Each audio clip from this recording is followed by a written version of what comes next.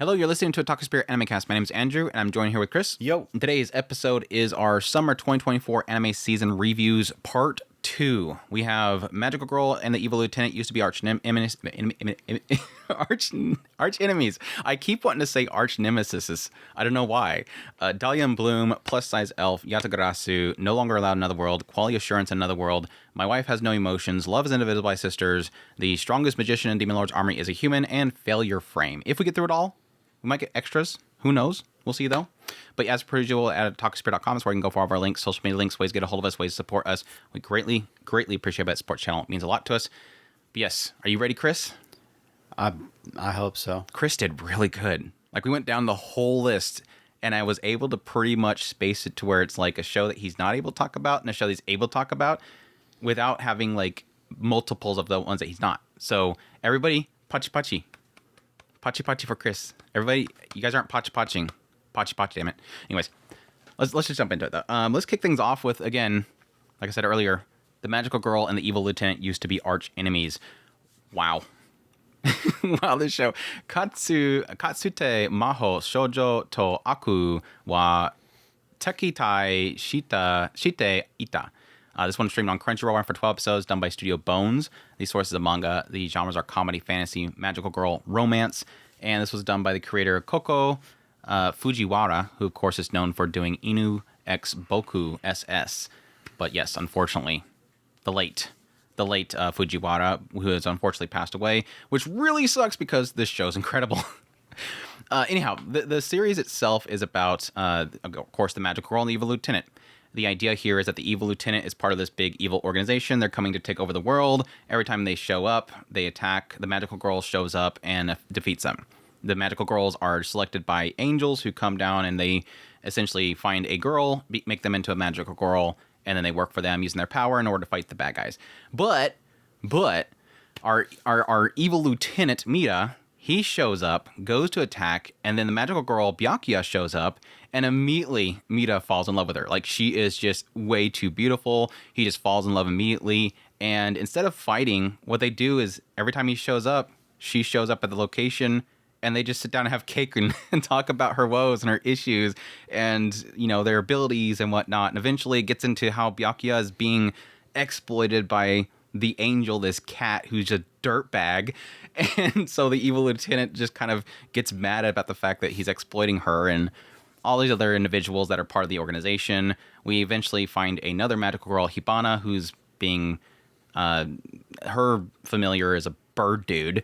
But yeah, that whole thing there. But yeah. What's your thoughts on, or your review of mahoaku? It better be good. Okay. I hated it. Smack the camera. You're no longer allowed in here. No, I really enjoyed it. I thought it looked fantastic to the point where I had actually taken the Magical Girl transformation and had Andrew watch it because I was very impressed with it. It's then to top it off, a really fun concept of just kind of a blossoming kind of romance thing going on.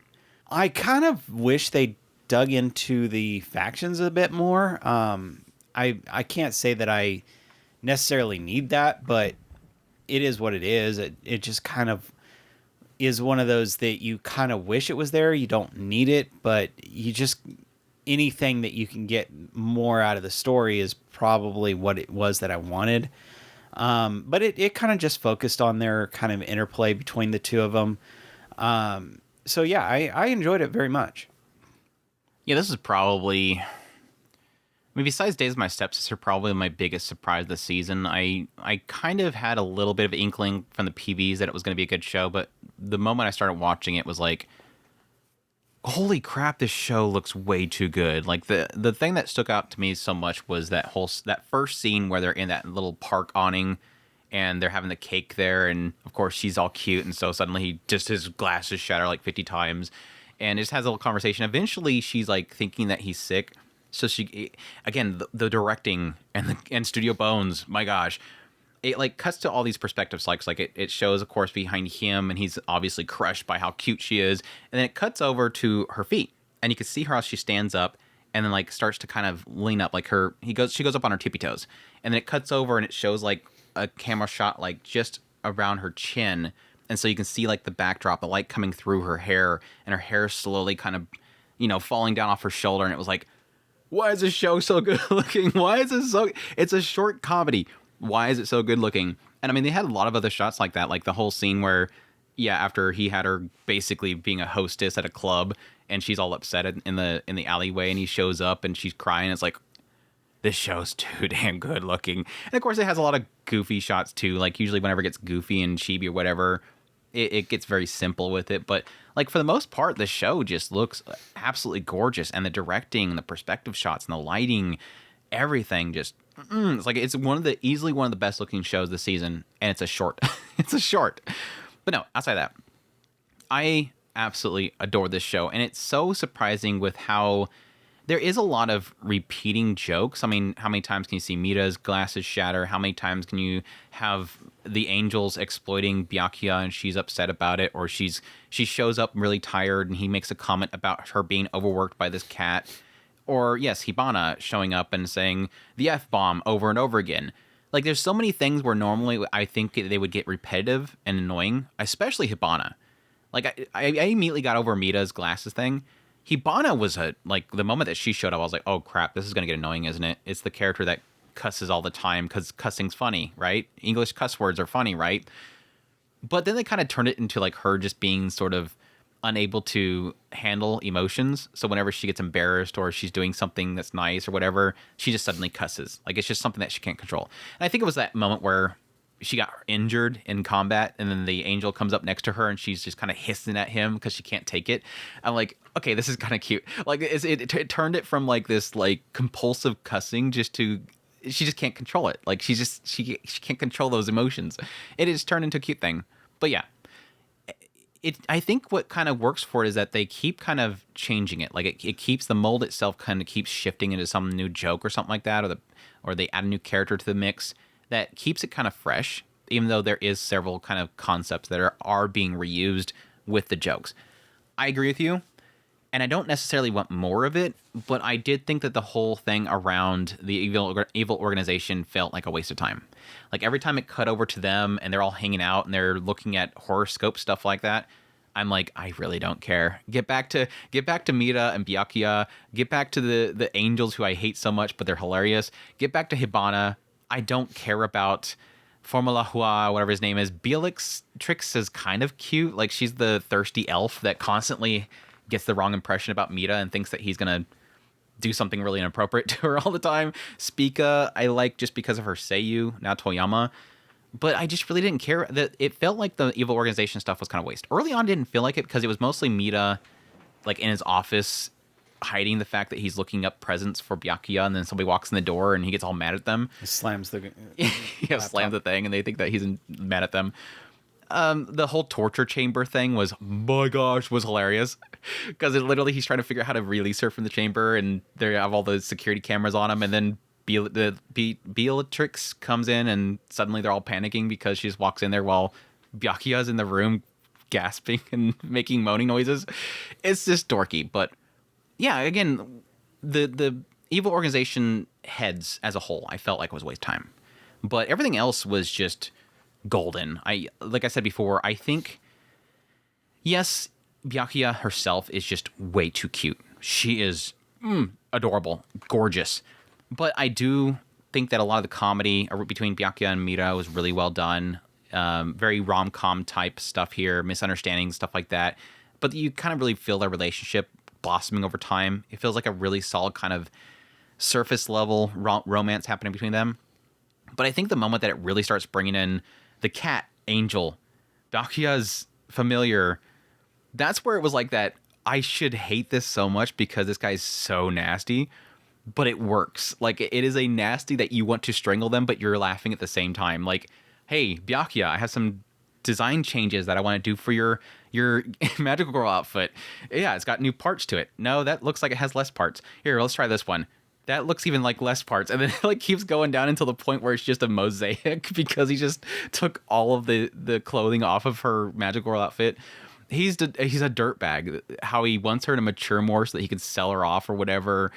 He's constantly trying to get her to hostess clubs and doing inappropriate massages and stuff like that. Just any job that he can get her to do. He's posting videos of her being attacked by slimes in inappropriate ways on the internet. It's all, that was why she was crying in the hallway. I forgot about that. The alleyway. It's just visually, comedy, a sprinkle of romance, like all across the board. Show's incredible. Loved it. What is your thoughts on the angels? I actually like the bird one too, just because he so wants to take care of Hibana, and he's constantly taking these hits from her, and he's just like, "Oh, she made me cupcakes. Thank you so much, Hibana." F just punches him. He just takes it. She had the voice for it too. The comparing they were doing, yeah, she did. The comparing they did between the two angels, that was great. All of her brains are in her chest. Is that, or no? Was it her? All of her muscles are in her face or something. I don't remember. I forget what it was. But yeah, like after some point, Hibana's like, "Weren't you supposed to be talking about us?" Because I think they started comparing each other or something like that, and then all of a sudden Hibana speaks up. "Aren't you supposed to be comparing us? Like, talk about us more." I was like, "Jeez, what the heck, dude?" It's so twisted. What'd you think of the familiars? Again, that was another thing where suddenly it showed them going really back amazing. There.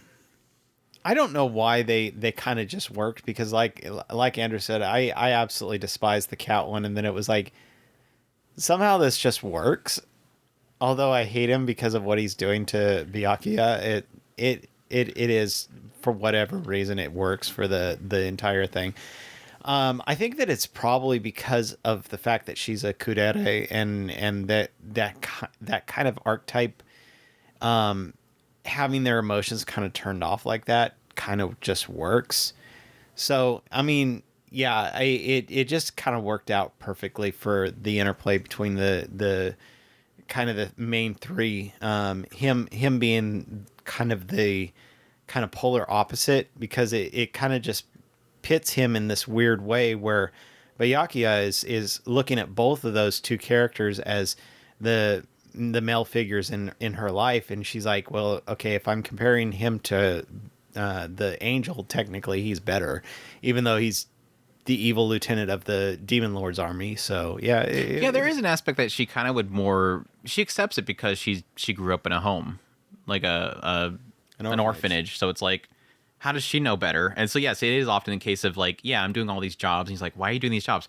I don't know, the cat has me do them. And he's like, that's not good. So there is a part of it, yeah, like her personality definitely is super passive. And so whenever he's doing like super bad things to her or missing something, yeah, every now and then she'll kind of push back a little bit, like, no, don't do that. But for the most part, it's just kind of like accepted. And he just so is nonchalant about doing the most horrible things with her that it just kind of, I think that's why it works. It's like it doesn't necessarily go to the point where he does something to her, but at the same time it's implied. And so it's like, God, this guy's a dirtbag, and I hate him so much, which makes Mita showing up to the apartment just all the more better. But it comes to an acceptance thing. Like even for Mita, it's like at some point it's like, so we're accepting this now. We're just gonna accept this now. Everybody's just kind of chilling in her apartment. It is a small little apartment.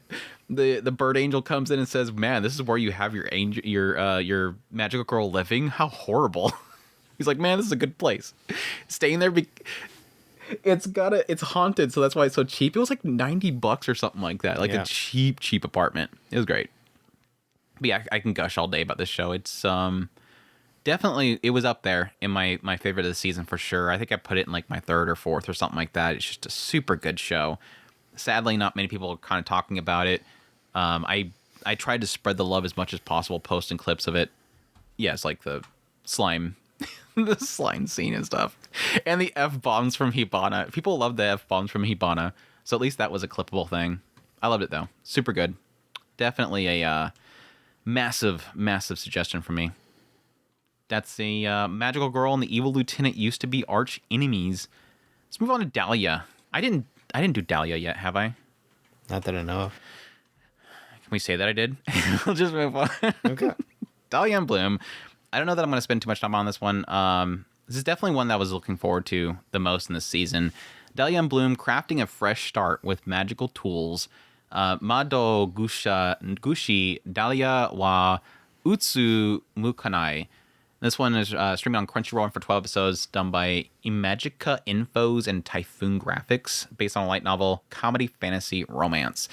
This one opens up with a girl in our modern times. She was a worker. I think she was one of the ones where she was working really hard at her desk and she died at her desk or something like that. Anyways, she gets isekai into a new world, reborn in a new world, and she is raised by Carlo Rossetti, and she is now Dahlia. And she's raised by her father at this little small tower alone.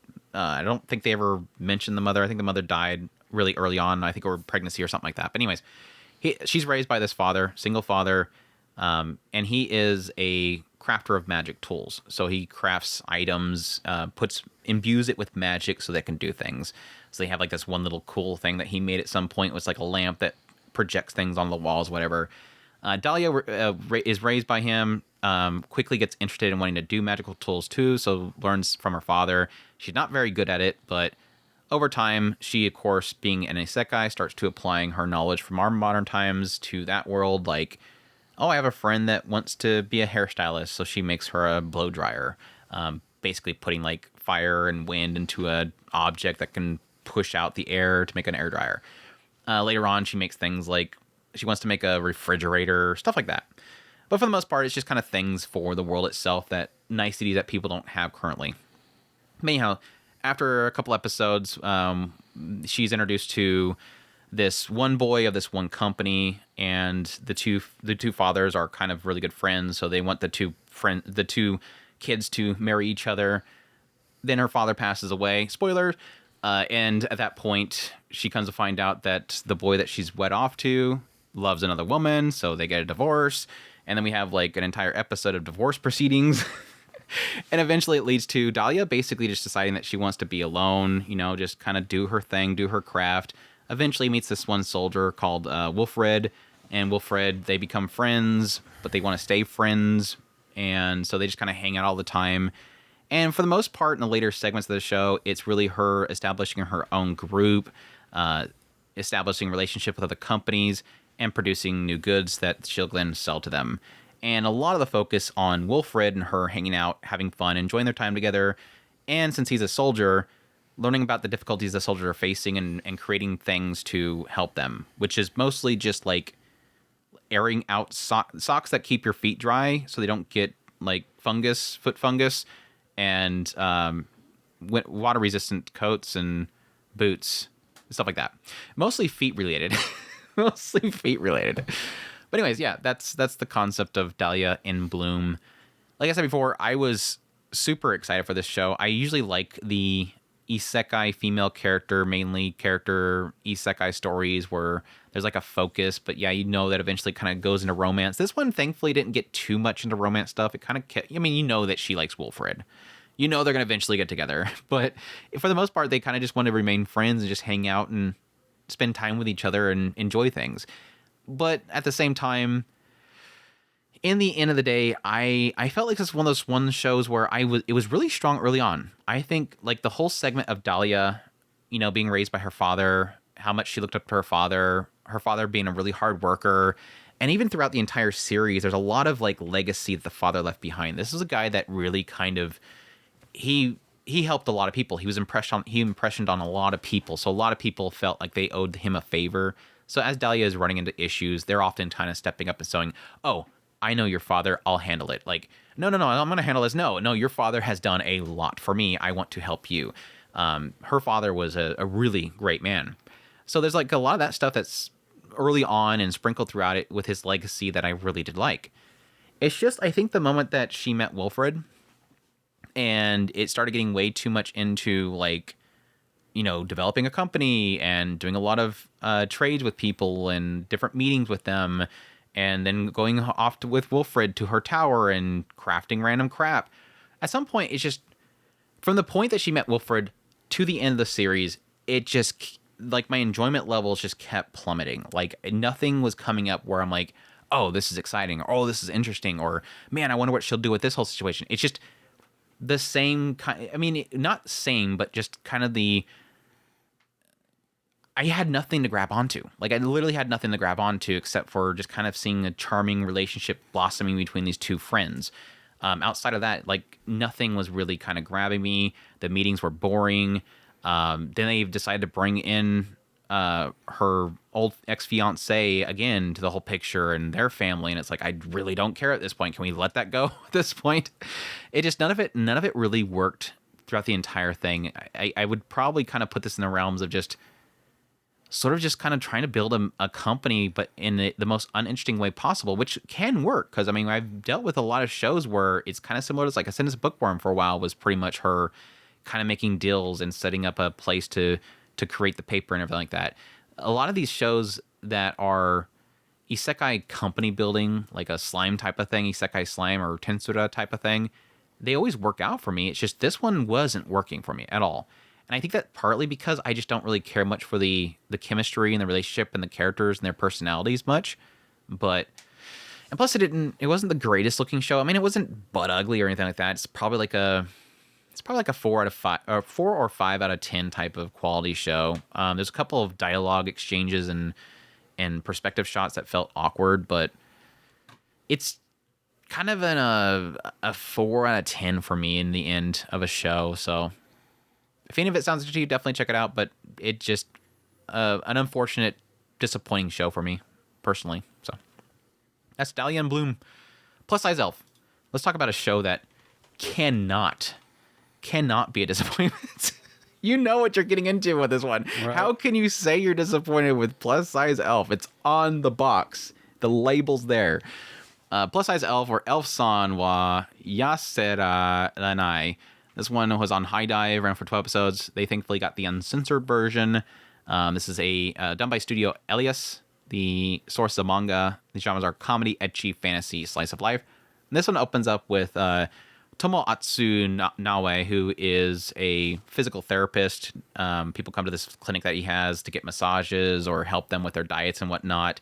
And eventually, one day, this person covering themselves up walks in, very chunky. He starts to do massages on them. Then suddenly their beanie falls off their head, and they realize it's an elf.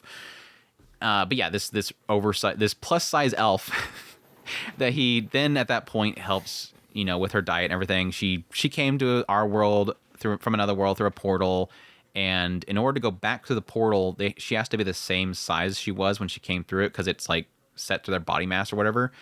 And she came here and enjoyed the potatoes, the french fries, so much that she got really chunky. So he's got to help keep her away from the fried potatoes while helps her exercise until she can eventually go back home. And over time, we meet other ones like ogres, cyclopses, dragons, some plant mandrake chick, a dog girl, so on and so forth. And he just helps them all with their chunkiness. So, review. I was very disappointed in this show. By the animation quality? No. Really? Because they kept putting ecchi stuff on the show. They kept putting it on there? So, yeah. Oh, you were offended. I was offended. It's a very what's the term? Well, you said that I can't be offended, or I can't be disappointed, and So you're trying to find something? Yeah, I'm trying to find something. I thought you would go with the easy one, which is it doesn't look very good. They didn't really. I mean, the still shots when it needed was okay. I mean, even the still shots of it was like not that good looking. There was plenty of still shots. That's for a fact. That is for a dang fact. I think this was probably made on a like a $50,000 budget, maybe, if that, and that's mostly probably in advertising. What does a tablet have to do with anything? There's nothing wrong with tablets. A lot of people animate with tablets. They make each frame, and they do it that way. Unless you're talking about like rendering like CGI. There was no CGI in it. Plus, there was no CGI. At least that I don't recall. There probably could have been CGI, and I may have forgotten. Anyway, I generally enjoyed it. It was fine. Like I said, yeah, my feelings about the show hasn't really changed much from my first impressions. It pretty much did what it needed to do. Got the ecchi in where it needed it, and it didn't really try to dog on anybody who's heavy set. They just kind of. They did dog on people for liking heavy set. Yeah, let's be perfectly clear. Because he was trying to tell the elf and the dark elf that, everybody's good no matter what kind of size they are. Like, everybody's special in their own way or something like that. And they're like, Wait, you're into people with like fat roll in their belly or something like that? You're into people with like tub butt like that one? It's like, okay, now they're making fun of everybody that literally watches this because they like them extra thick. Anyways. I don't think that it ever did that again. It just did it that one time. That one time, yeah.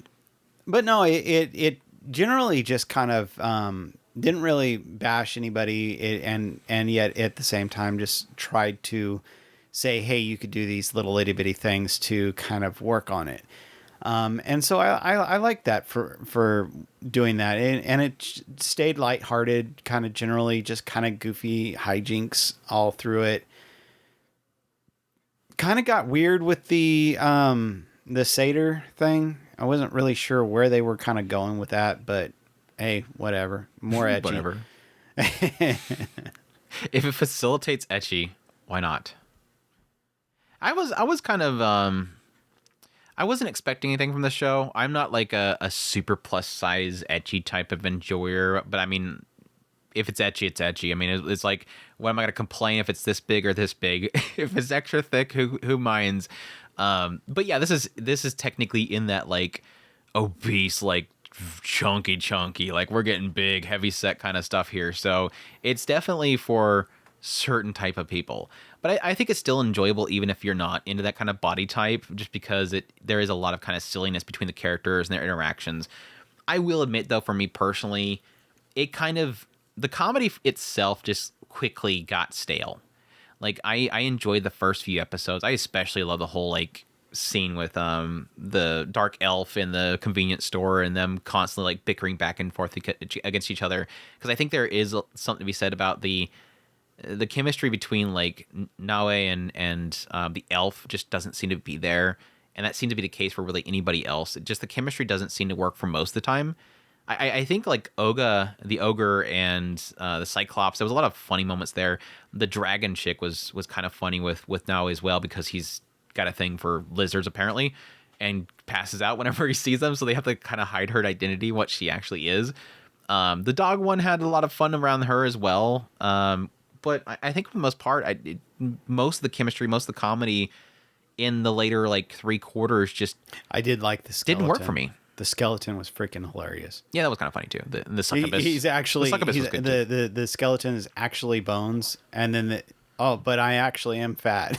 I like create it. Haneda, yeah. But yeah, like the succubus thing, I think the succubus was like the most unutilized. I think they could have done some really fun stuff with that, but she kind of disappeared. Yeah. Sotero, whatever her name is. I thought they could do more with her. I thought she wasn't a succubus. She was, yeah, okay. Anyways. But yeah, for the most part, again, about the later 3 quarters, it was just there. Like, I didn't get too many laugh out loud moments out of it. It didn't really kind of work for me for the most part. But it was a short, so it wasn't really like a big investment for me. So I'm like, well, even if the comedy's not working for me, I'll get some ecchi here and there and just kind of breeze through it. I think they could have been a lot more clever with the ecchi, but I didn't really feel like they did much with that as well. And that's the other kind of thing that sucks, is when you have an ecchi show, typically they try to either one up themselves or be creative with it, but this was just not really creative with it. It's just like, okay, they're changing. There it is. Like, it's not funny or anything. Oh, it just felt like it was pretty much all wardrobe malfunctions as far as I could tell. Elf breaks a lot of shit. She has like a whole closet full of outfits because she breaks them. So I like these sweats because they don't rip as easy. Like, you're still ripping them though. She's still ripping. She's still going through them like crazy. Yeah, most of it was just kind of wardrobe stuff, but I don't know. It felt like they could do some better stuff with it, and they didn't really. They had a little fun gender swap moment, and they could have done more with that, but it just kept to Naue. So it's like, you have all these opportunities to do some fun stuff with these characters, and you're just not really. Again, I'm not sure if the writer's all that creative. Maybe there's some better stuff in the manga or something like that. It felt like this is just kind of one of those areas where it feels like 1 or 2 chapters where they were at, and then beyond that, they're like, I don't know. We'll just introduce another monster. I'll probably figure something out while I'm writing it or something. I don't know. It was alright. Just an alright show. Again, another probably like a 4 or a 10 type of show for me. Maybe a 3. Just wasn't much to look at or whatever, so. I like Elf, though. She was a goofball. It's plus size elf. What else? Yatagarasu. The show that I'm I hate talking about because I know I'm never gonna sell it properly. Like it's one of those shows where you're like, no matter what I say, I'm never gonna do it justice. But yeah, Yatagarasu, the Raven does not choose its master, or Karasu wa Aruji wo Erabanai. This one streamed on Crunchyroll for 20 episodes, done by Studio Pierrot, based off of a novel, which surprisingly is it's like a third novel in a series. But it's fine. Don't worry about that. I jumped into this not knowing anything about the novel series. It's perfectly understandable. It's just kind of weird that, like, okay, are you going to adapt the previous stuff? Are you going to adapt the rest of the stuff? Please, a sequel, please. Anyways, action, supernatural are the genres. And this one opens up in a world, what was it called? Yamauchi. Yamauchi is run by the Yatagarasu clan. And these are basically people that are able to transform into ravens. And so somebody will be like walking around, they could just turn into a raven and fly off. And you have like carriages and stuff that are actually being flown around with ravens, which they get into later on are actually people that they've gotten something locked onto their third leg, because these ravens have 3 legs. Something locked onto the third leg that prevents them from being able to switch back to a human form. So these are people actually serving as cattle, basically. It's really weird. But anyways, this massive land is like, there's basically a north, east, south, and west region, and then there's the capital and center. And the capital currently is facing a changing of the royalty itself. There's going to be a new prince that's going to be crowned as the new king, and they have selected Wakamiya. And Wakamiya is like one of these very legendary crows or ravens that are only born during the time where the kingdom itself is facing ruin. There's going to be some sort of catastrophe coming, and so he was born. And so even though he's like not the next in line, which is actually Natsuka, his brother, they're selecting him because he's one of these legendary beings that was born. So anyways, he's currently set to become the next king, but the current empress, she's trying to prevent that from happening. So it's like there's actually like a conflict that's happening within the nation itself. At the same time this is happening, this conflict happening in the capital, each one of these regions has to send their princess to the capital for the prince to meet at this one palace, and he has to select one of them to become his queen. So you have over here, this perspective over here, you're seeing these 3 princesses in here, and they're meeting each other, and they're waiting to be selected by him. Over here, you're seeing this prince as he's trying to figure out who's currently trying to assassinate him. So that's kind of where the story goes for a while there. He ends up going off to one of the regions, picking up this guy named Yukiya, and having him be his retainer to help him out with trying to figure out who's trying to kill him.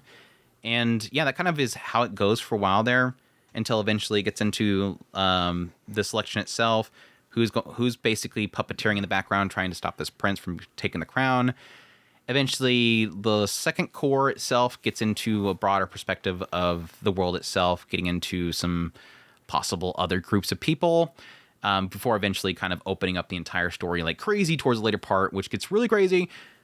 But that's basically the concept of Yatagarasu. The Raven does not choose its master. Like I kind of hinted at several times at the very beginning here, this show is amazing. I loved almost every minute of it. There was maybe 1 or 2 episodes that were kind of a lull, but out of 20 episodes, we're talking again like 18 episodes of just super good stuff. Early on, like I said, most of my enjoyment early on was the perspective of the 3 princesses. The one from the north, east, south, and west, each one of them having their own personality, their own gain from becoming basically the queen of this empire. And yes, being very cutthroat with each other. These girls came there to win, and their entire region is on the line here, because if they essentially become crowned, they can basically send that favor back to their hometowns. Their hometowns hoping that they actually pull it off. You have one character join, one of the princesses there is a Sebi, and she's very clueless. Like this girl, apparently they were going to send this other sister. Her sister was supposed to come there, but she was ill or something like that, so they sent her instead, and she has no clue what she's doing. So a lot of the learning about what's going on there is through her eyes, because she's constantly questioning everything, and everybody else is kind of going, what the hell are you here? Just leave. Because they want her out of there, because, again, they don't want her to be selected. Again, on the other side, for the early part, again, is the prince, as he's, joined by Yukiya. So Yukiya does kind of help introduce us to a lot of things around the prince himself. And yes, a lot of cutthroat that's happening there with the Empress trying to take him down. His brother, who has his own faction that's trying to back him, that's trying to kill the prince. So that's all stuff that's really cool. And that all leads into the ending of the first core, which is like this one big final moment where suddenly the prince shows up in front of all the princesses and makes a decision. And it was like, holy crap, okay, I wasn't expecting this, let's do this. And it just was super good. Like, he goes to each one of these girls and says, I know exactly why you're here. This is my offer. And then most of the time, it's like completely upsets them what he's offering them, because he's totally playing into their personality and what they've come here for and everything. And it's just, oh, it's so good. Like, he played it so well. The writer with the prince just played it out so well. The second half, like, once that all get figured out, it was like, okay, so where is it going to go from here? Like, is he going to take the crown? What's going to happen from this point on? Suddenly, out of nowhere, a new faction shows up, and I'm going, okay, suddenly things got super violent. It's getting super crazy. It's getting super horror-like. Not super horror-like, but like it's got a horror feel to it, because there's like something coming in here that is shredding up people. And again, like, the mystery just starts to take off. I already have like this massive intrigue for the world. Like I said before, a good example is the whole, the fact that when they change into a raven, they, you know, if they tie up their leg, they can't transform back, and thus they get like stuck into that for servitude. And some of them are like permanently done that way. That stuff is like super intriguing, and the world is intriguing, and the characters and the politics are intriguing. But this core shift was like, it just got crazy, and it never, I'm being very careful about what I say because I don't want to spoil anything. It just gets crazy. It just gets super crazy, and it doesn't let up all the way into the end of the core. It has a really good stopping point. I was very satisfied by the ending, but the best way I can describe it is they kind of did similar to, let me think, Land of Lustrous is a good example. Land of Lustrous at some point has this kind of big reveal that goes, oh, so that's what they are. This sort of did that. Like, it has one of those little reveals that goes, you don't need to know more, but you kind of want to know more. Like, forgive me, I know I'm satisfied with the story it gave me. It's a good volume close, but I kind of want to know more. I want to get more. I want to get past that wall, basically. It's super good. I loved this series so much. I love the characters. I love the writing, the politics, the intrigue, the backstabbing, the factions, the character, everything. Super good. Visually, had a great style to it. Very much so kind of a period piece kind of setting look to it. Very feudal Japan kind of setting. I loved it. Loved every minute of it. I want more. Please. I'm very curious why they didn't adapt the first volumes, but it doesn't require you to have that knowledge, I'm assuming, because, or maybe they capped it well enough into this season or this series that I wasn't confused, because you quickly get what's going on.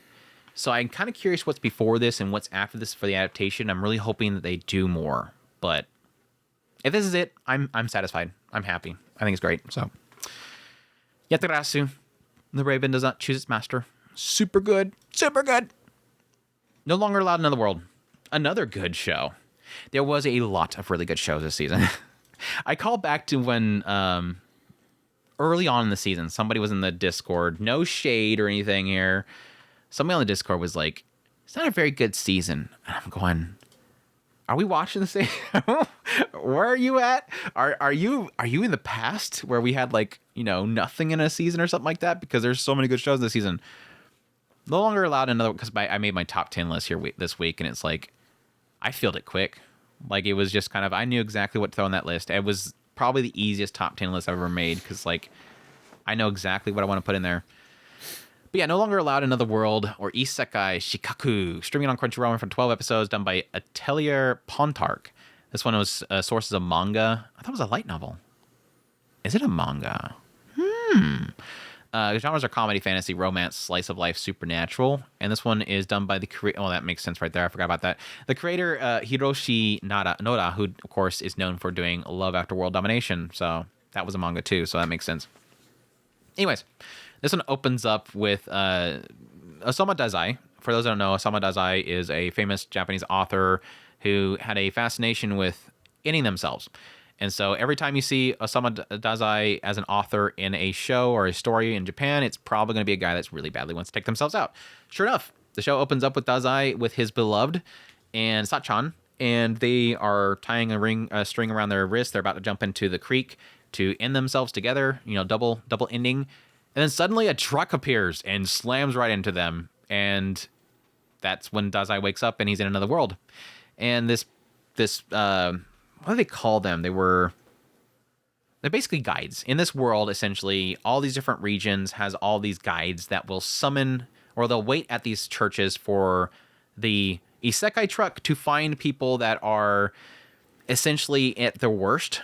There's this isekai truck that literally goes around and looks for people that are at their worst and runs into them to isekai them to this world. And that's where these guides are currently waiting for the isekai to show up, at which point they take them out of the world and they guide them, figure out what their power is. And the whole system is the world transfer service is to bring isekais, people with hardship in their lives, to this world, give them powers. So they'll eventually go to the center of this map where the Demon Lord is and ask them to take out the Demon Lord. Well, very quickly in this world, obviously Dazai doesn't care. He's like, oh, I just want to die. And so he just walks out the door and he's like, no, it's dangerous out there. He's like, that's exactly what I want because I just want to die.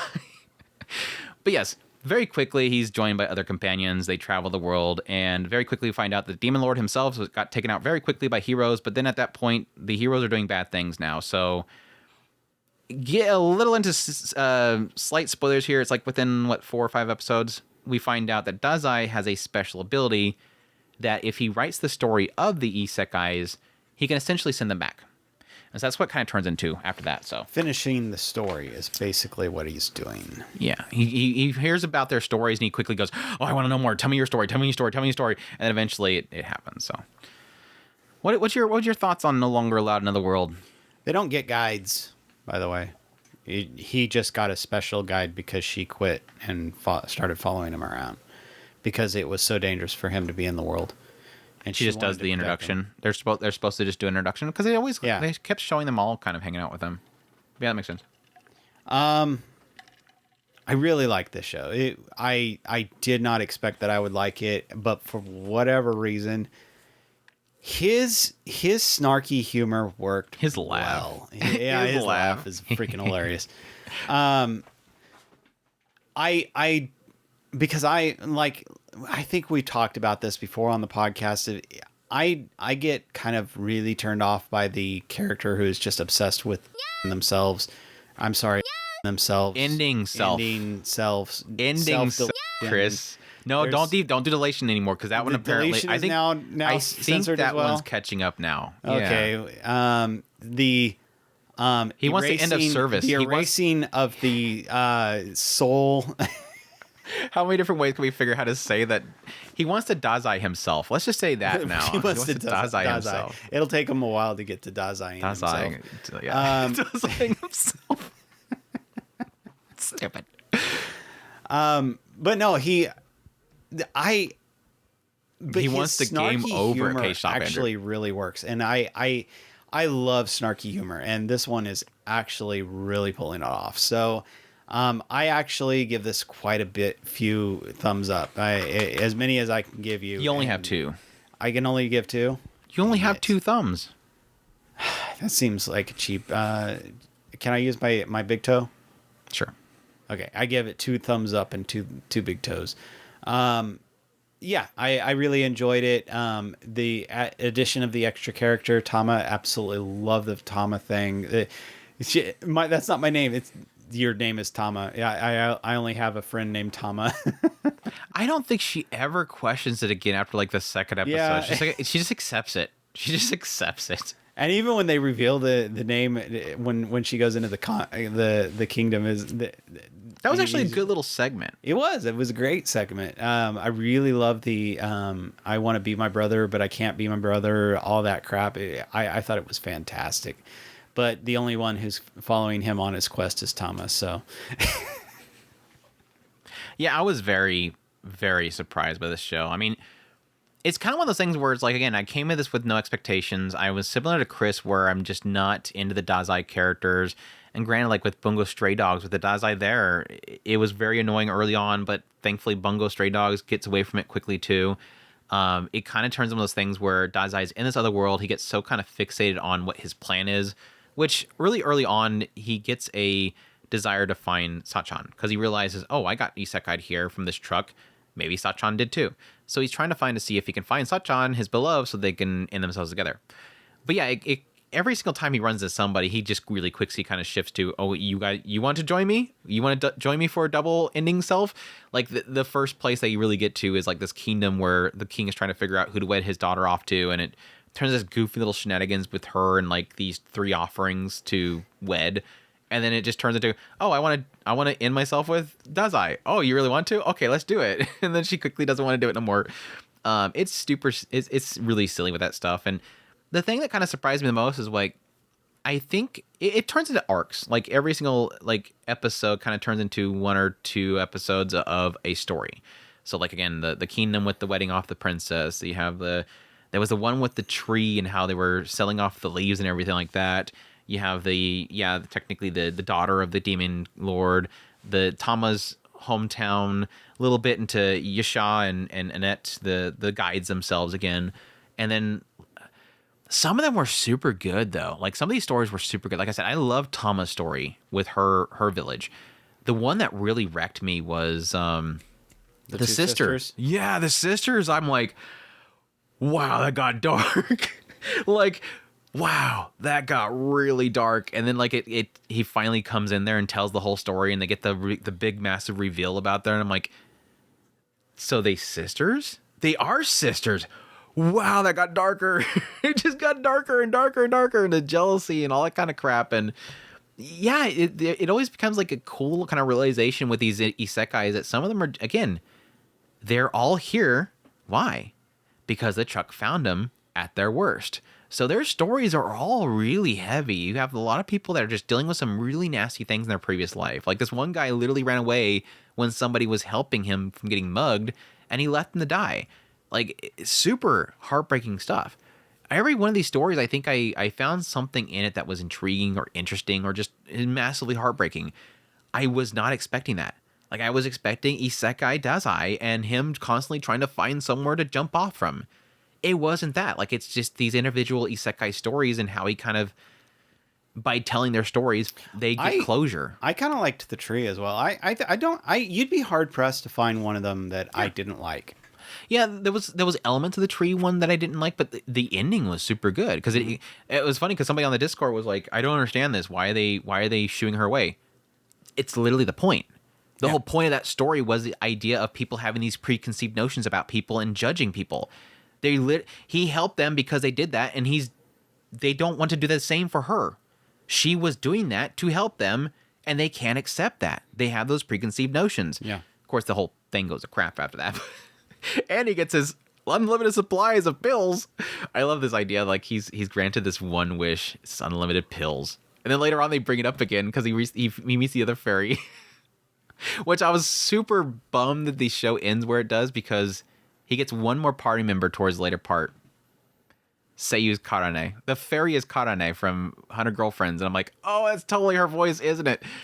I want more. Because I'm assuming her joke's going to be that every time something really stupid happens and needs somebody just to move something, he's going to summon her and she has to do it. It's so great. But yeah, like showing up there, he's like, so what'd she grant you? Oh, this pill bottle. You want some? Oh, crap, I spilled some. Stop spilling stuff in her cleavage. He's just sitting on this great fairy's chest and he's dropping pills down her cleavage and he's trying to grab him up from the crack. It's great. The characters are great though. I think Annette's hilarious. I thought she would get annoying because she's pretty much the overly obsessed with Sensei and gets super jealous all the time. Anytime he shows up with another girl, she's going, oh no, he found somebody else besides me. Tama was a lot of fun. She's a little spitfire. It's just got a great cast of characters. Again, I agree with Chris. I love that snarkiness, especially of Dazai. He just doesn't give F's and he just kind of walks around, does whatever he wants to do.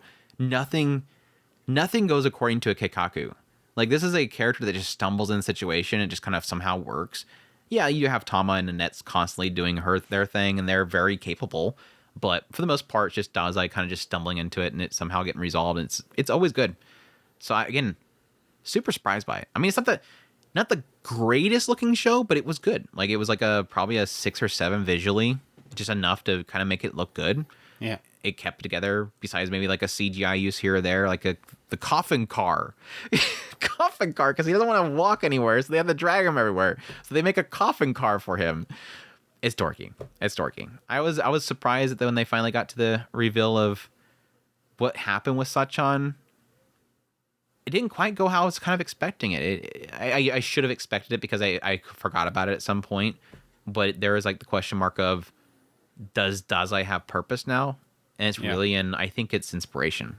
Yeah. Like he's getting inspiration. That's what's kind of keeping him from wanting to go down that path anymore. And I think she kind of figured it out. So it was cool. Cool little reveal there. But I really enjoyed it. Super surprised. And I do think that she appreciated the fact that he had a goal or a purpose. And I think that was kind of cool. But he's still the one for her. Yep. So she's going to wait. She's going to wait. No longer allowed in another world. Really cool. So there you go. What we got next? Quality Assurance. Another world. The show that apparently it's over. It's not a very good ending point. I don't have an outline for this one. I have an outline for this one. I don't have an outline for this one. Doesn't matter. Doesn't matter. Basic gist of quality. I guess I can bring up Mal or something like that. But yeah, this was kind of one of those ones where it didn't really have an ending, unfortunately. They kind of left it on a massive cliffhanger. They were in the middle of a fight. The boss went to second phase, and it just kind of cuts off. And at the end of it, it says, "To be continued?" ? So I don't know if they're going to do another season or another part. I haven't seen an announcement for it yet. But it does sort of ruin it when you think about the idea of not having an ending. But early on, I forget if it was the perspective of Nicola or if it was the perspective of Makoto. But basically, we have this little small village, and at some point, this traveler appears, and he's basically one of these people that are selected by the kingdom to go around and find issues in regions and whatnot. The truth is that he's actually a bug tester. This is an MMO world, a digital world, a VR MMO world, where the people are sent into it. Bug testers, early bug testing is being done for this game. So these bug testers are sent in there to try to find bugs and then make reports of the bugs on these tablets, and then it sends it back to the admin. But unfortunately, after they were done for the day, they weren't able to log back out. So very quickly, the question mark becomes, are we stuck in this world? There's multiple companies that were working on bug testing. So you do have kind of groups of different isekais that are in this world that are stuck in the world, unable to log out.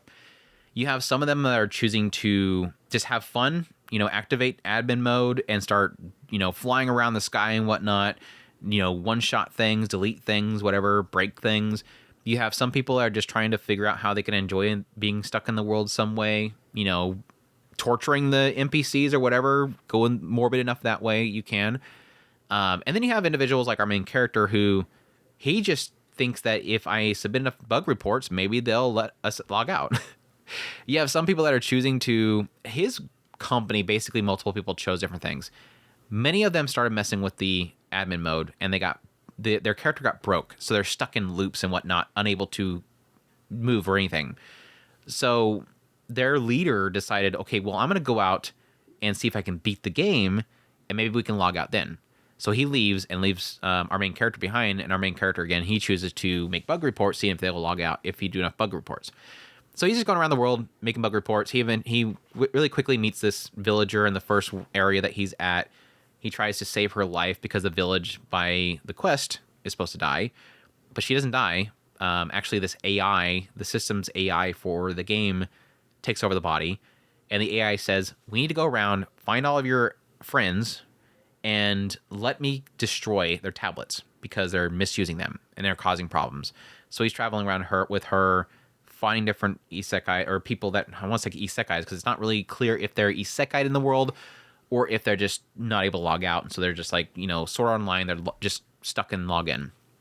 So they're going around finding different people that are bug testers, stealing their tablets, letting her consume them, all for her preventing the world from having problems. So yeah, that's basically the gist of it. They travel around, run into different ones. Everybody has their own reason for doing what they're doing, or they're losing their minds, or they're stuck, or whatever, and he deals with each of those situations. My thoughts on Quality Assurance in Another World, I do find this to be a very unique isekai, if you want to call it isekai. It's technically isekai. I find this a very unique trapped in an MMO kind of game. It is technically a lot more comedic based, but there is still some very heavy subjects here. Again, talking about the idea of somebody being stuck in a permanent loop, unable to log out in the game. That sucks. Like, imagine if you're playing a single player game and your character suddenly gets glitched into the wall, and you usually just turn it off and you restart your save, whatever. These people are literally stuck for years, stuck, unable to move. Right there. One guy like activated his tablet to do what do they call it, like the camera mode, where suddenly it's out of your character and you're able to move the camera around your character, and that's himself, and he's not unable to get back into his body or cancel it. So now he's just stuck in this one instance dungeon, and his body's just stuck there like this, and he's floating around it, unable to get back into his body. And it's like, okay, that sounds very twisted. Like, what would that do to his psychology of mind? It's kind of like the whole Dr. Stone thing. Everybody being turned to stone and still having their psyche there and for thousands of years or whatever. But yeah, it kind of delves into some heavier subject with each one of them. Some people that are very twisted and morbid in their minds, and again, doing horrific things to the NPCs and what that might do to them. But for the most part, it's just kind of a fun little adventure amongst that, a fun little adventure of him traveling around and meeting all these different individuals and overcoming them by, for the most part, glitching the game. So like in most of the issues that kind of come up, they'll do like these goofy little game versions of glitches. Like, okay, if you take a piece of paper and you kind of run into this wall in a certain angle, you'll clip through the wall. So there's a lot of cases where they're just kind of basically using the bugs that he has found to get over a situation. Like, okay, they're suddenly being attacked by a big band of the bug testers. So, okay, rush out this gateway, but make sure to stay right here, because if you don't stop before you go past this one guard, you'll get stuck on the other side because the map didn't load, because you're supposed to stop at the guards to load the next area. So if you rush past the guard, you'll glitch. So it's a lot of fun stuff like that I do find to be, as a longtime gamer, to be a lot of fun. There's a lot of kind of references and stuff that I'm like, yeah, I kind of remember something like that happening in this MMO or this game that I played, and so I can see that glitch totally happening if you had a VR MMO game. So that stuff's fun. That definitely does keep a kind of a fresh, unique flavor to it. It's got a unique style to it. But overall, it's kind of one of those series where, again, the ending, I didn't expect the show to have like the ending be they logged out. But I was hoping like a really good stopping point, and like I said it earlier, they literally stop it on a boss going to phase 2. That's where it ended. And it just says to be continued ? I don't know, maybe I'm wrong. Maybe it's not actually over. Maybe I'm missing an episode, but I'm assuming they maybe plan on doing a part 2 and they're just not ready to announce it yet. But that kind of puts a stain on it. Not that I'm like, again, expecting it to be ending on a logging out, but it feels like an ending, but it's not an ending. So that's kind of the bugging part of it.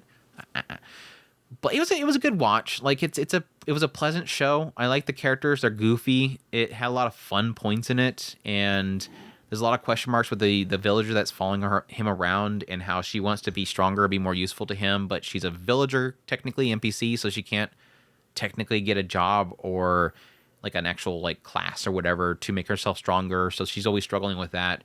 There is an element of, why do you take care of her as an NPC? She's not really human. There is the human versus NPC element that's constantly there. It never tries to get too deep with any of those subjects, don't get me wrong, but it just kind of does a nice mixture of a lot of different things, while at the same time feeling a little bit unique. And again, a lot of that has to do with just the bug tester aspect and the bugs themselves and exploiting the game in order to get past the situation. So the one of the shticks that they have with it, or one of the concepts they have with it, is that the main character does not want to use the debug mode. Their tablets, he can use a debug mode that allows him to have, infinite life or the ability to fly around or whatever he wants to do, because it's an admin panel basically.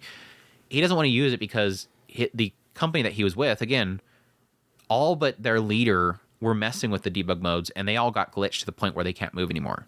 So he does not want to use it anymore. So it's often the case where he's competing against somebody that is using the debug mode, and he has to use his smarts to get over them. So there is a cool little kind of handicap that he has on himself at all times that makes him kind of weak against anybody else. But he's using his knowledge because, again, he's been bug testing the entire time. He knows the bugs. They don't. So it's cool in that regard, but it was a good watch. Again, there's no conclusion to it. I don't know if it's going to have another season. It was fun enough, though, in the end. I felt it was unique enough that I was entertained by it for the most part. But yeah, that sounds interesting. Definitely check it out. Quality Assurance, End of the World. Next, we have My Wife Has No Emotions. My Waifu Has No Emotions. Or Chobits.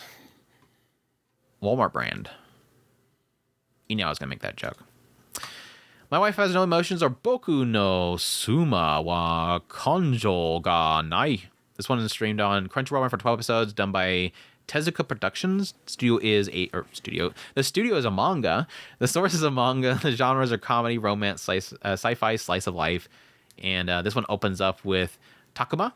And Takuma is a hard-working salaryman, comes home from his job every day, super tired, doesn't even have the energy to make to clean his house, which is an apartment, a one-room apartment. He can't handle that. So he got a second-hand Mina, a robot.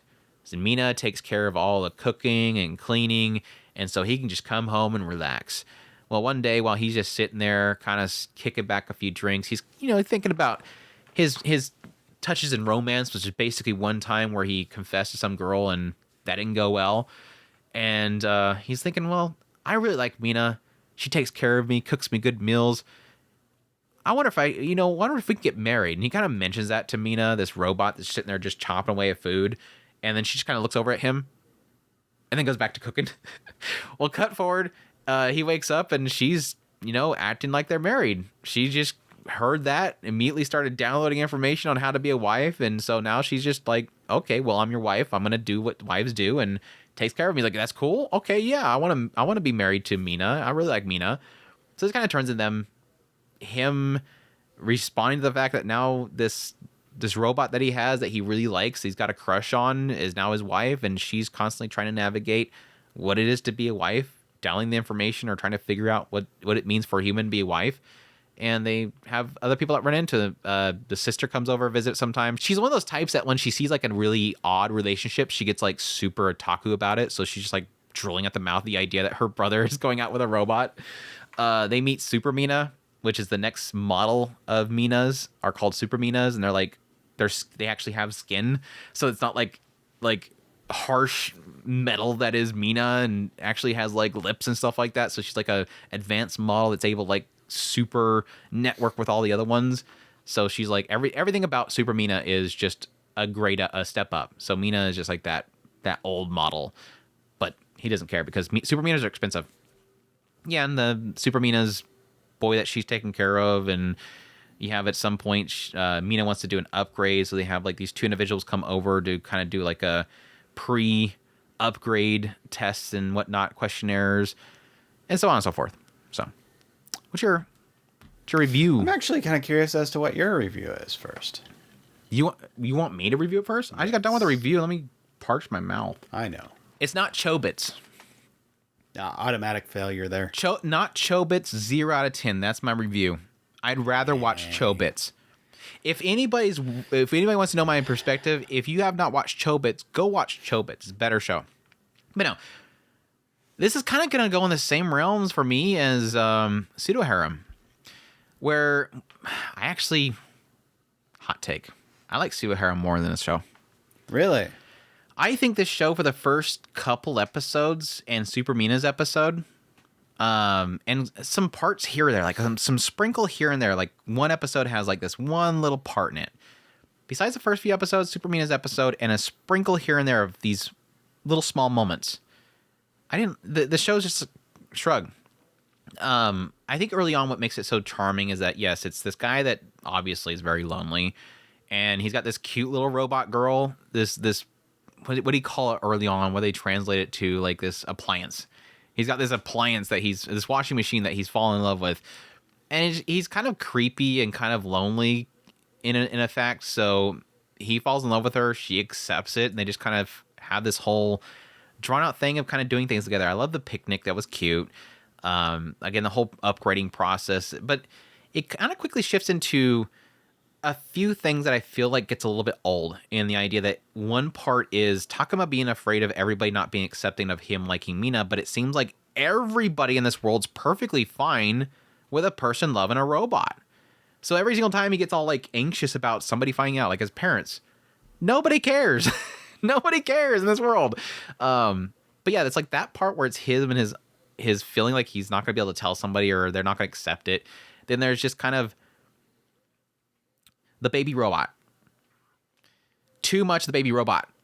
The baby robot is so overdone. Like it feels like most of the show. I don't know if I can't be crazy here. It feels like most of the show is just literally them teaching the baby robot how to do something, and it's just going. It was cute at first, but at some point I'm going, please do something else. Are we really going to spend an entire episode teaching him how to write or whatever? I got that. That's like a big chunk of it. Is that? It's the I don't know if anybody will accept this. Then there's the teaching the baby robot something, and it's just constant squawking noises. I like the idea behind the birth of the baby robot. I think that's really cool. It does technically play it in with Mina and Takuma's relationship, which I thought was a very clever way of doing that. But it sucks. I forget what the other segment is. But it's like these 3 segments, and it just doesn't really feel like it does enough that I enjoy. I loved, again, like the whole idea of Mina and Super Mina. I like the later part where she literally has Super Mina crying. She's like accidentally opens up information to her that she wasn't supposed to hear. I was like, oh, super cute. Super Mina's over here just crying. That stuff was okay, but it just at some point it just felt like it wasn't really doing enough for me besides just them hanging out in cute, charming moments and the baby squawking every 2 seconds. I'm glad that the baby wasn't like the OP when we seen early on when we first seen the baby in the OP, it was like, oh my gosh, it's gonna be one of those ones that's constantly squawking at Takuma and he hates it. No, Mina's the one that doesn't like it, except for the very end. Spoiler. But yeah, if I was able to tell my old self watch Pseudo Harem or this, I'd say Pseudo Harem. Not that you can't watch both of them. It's just this one kind of is like right there in that area with me. It had cute moments early on, but at some point it just kind of it just didn't feel like it was doing anything. At some point it just felt like nothing was happening. I like the parents episode though. It's a cool thing there. On my side, since we're comparing it to Chobits, of course Chobits is better than this. Did I like it more than Pseudo Harem? You got the little. What was the little chibi Persicon in that? Sumomo, yes. You can't beat Sumomo, dude. I keep saying if we get to the point where you have these little kind of robot masks, I want a Sumomo. Dude, to have a little Sumomo on your shoulder that just kind of dances around, never falls off. I'd probably get a mini cheat. Oh yeah, you want a cheat too, but you gotta have at least a Sumomo to go around places with, you know. You might not be able to take, if you don't have the correct license, you might not be able to take chi everywhere. This one you have to have a certain license. It was so stupid they brought up the license and stuff like that. No, it was classes. Like each of the robots has to have a certain class in order to be able to walk by themselves or something like that. It was interesting. And then she gets lost. She was trying to show off to the little baby, the baby Mina. What was the thing's called? Was it not Minoru or something? Yeah. Okay. If I'm putting it next to Pseudo Harem, I'm going to say that I like this show better than Pseudo Harem. I really, really enjoyed it on the aspect of the cutesiness. Really liked the warm stories. I really liked the kind of intrigue of trying to understand what Mina what really was. Why is she kind of a deviant in the order of what the Minas do? Digging into her past, understanding why she has her little. I'm surprised about that because I feel there was somebody when I was doing my tier list live stream. Somebody brought that up too, and I'm like, I mean, was I the only one that was kind of expecting all that stuff with the backstory? I mean, did I miss something that was super cool about that? Because it felt like, no, yeah, I kind of seen that coming. I liked it. I was disappointed with it. Oh, I thought you were saying that you were intrigued by it or something like that. I was intrigued by it. That's what I was trying to get to is that my ultimate, if I give this show any downs, it would be that I was disappointed. Well, I mean, because we all have that same thought, right? it's going to do a Chobits thing, right? It's a pre-used. It indicates there's something in there, there's a special setting in there that just doesn't seem like she's acting right. Mm-hmm. So obviously she has some special programming. So yeah, there was the expectation that was going to be like a Chobit situation where it's like, okay, where are we going to find the other Mina? There's gonna be a twin sister Mina somewhere, right? Not Super Mina, and she's definitely not called model. Freya, right? Right. Spoilers for Chobits. But my ultimate disappointment with that wasn't enough to kind of knock it off of its pedal. I would venture to say this was probably one of my tops of the season. But I did really, really enjoy it. I really loved I like the idea of how she's affecting the other robots. Like Super Mina, for whatever reason, is kind of shifting. Got her like working overdrive over there with the cats all laying on top of her because she's super worm because she's doing all these processing for her. I love Super Mina. She was so sweet. Yeah, she was great. The one that was going around to do the kind of fixes, it seemed like she had a kind of moment of the reset. The reset. Yeah, the reset. So I like the fact that she seems to be affecting the other robots, or androids. So I was just generally, I had a really great time with this show. I don't have very many negatives for this show at all. I think the only scene that really didn't make any sense for me was the uncle. When he had the uncle come over, there was like this whole like weird conversation where I almost thought finally they were going to have a character who was pushing back on Takuma and saying, dude, are you marrying a robot? It almost felt like he was pushing back there. But at some point, it just kind of felt like it was like, I don't know, the conversation was weird. Like, that conversation was just super weird. I'm like, so he's implying that Takuma is using Mina as a filler until he gets an actual woman, and that's not fair or something like that. It was a weird conversation. He did that, and then the mom did it similarly. Yeah, it feels like everybody has that moment where Takuma goes, crap, what are they going to say about this, that I'm with this? And then it always turns into, oh, no. The mom was actually really kind of interesting. There's you do realize that you own her, right? Right. That's kind of nasty.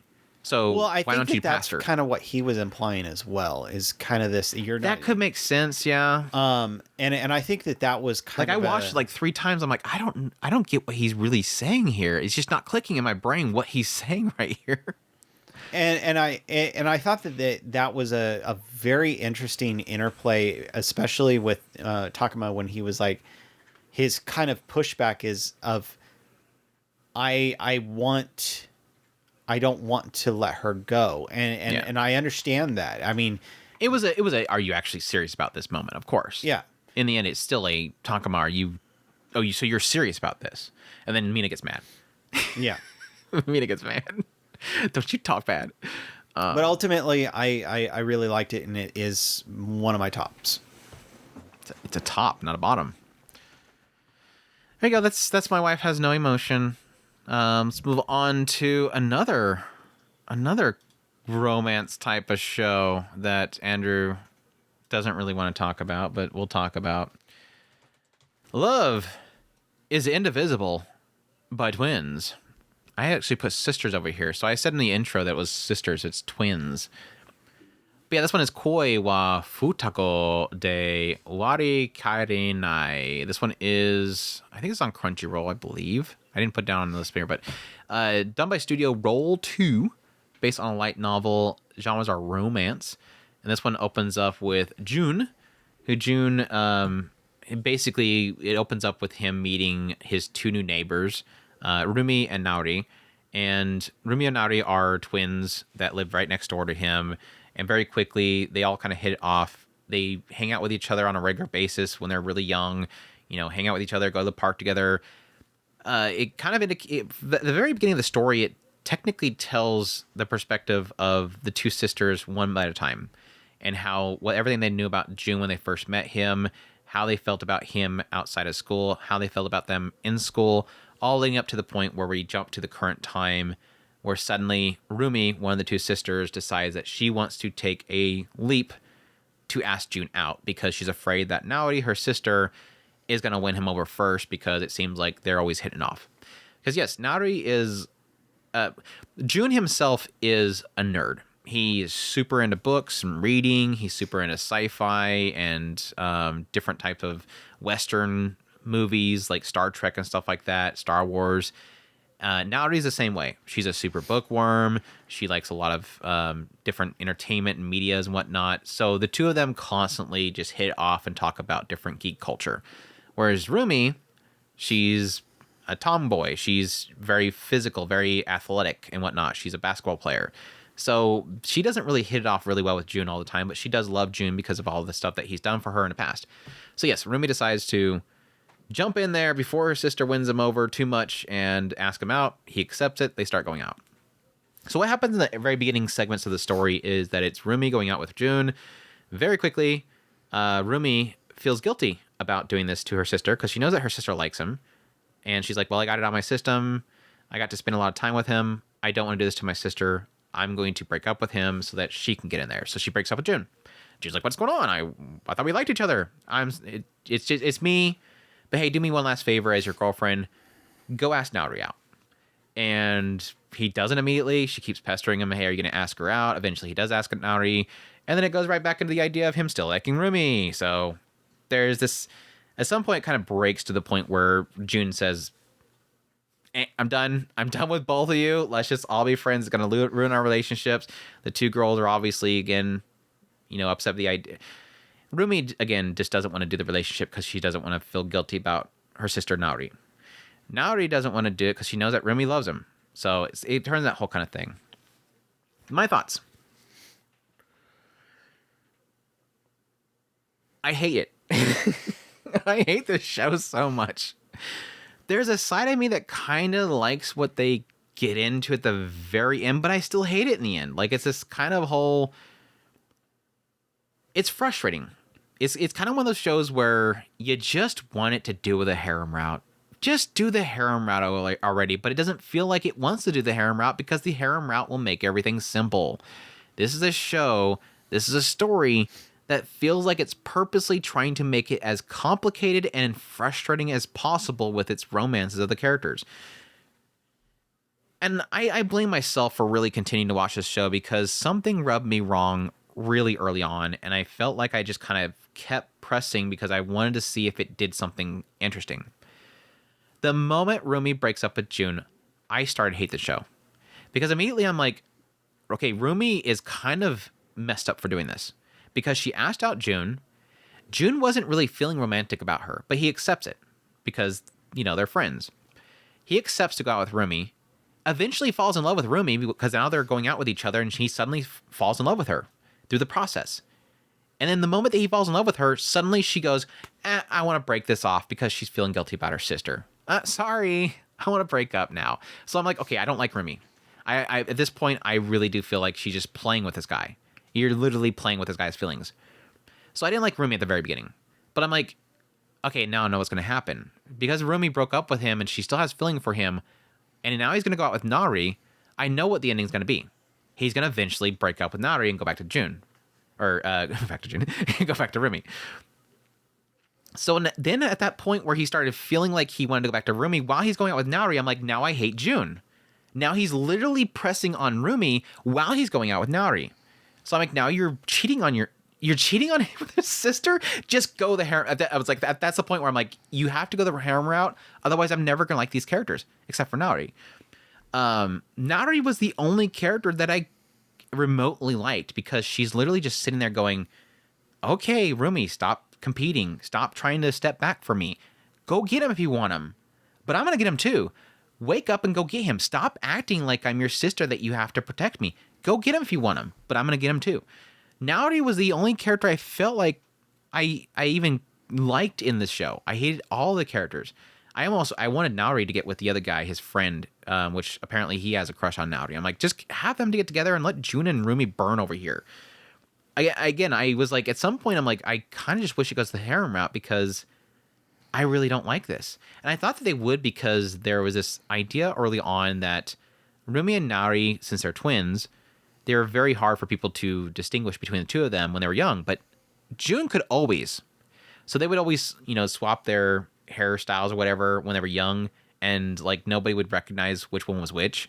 And then June would come around the corner and say, Remy, why are you wearing that? That's Naori's or whatever. So he was able to figure it out. So I'm like, I wonder if it was going to do one of those things where he goes out with one of them, and then they'll like, the other one will dress up like them every now and then to date, and he'll know, but they know that he knows.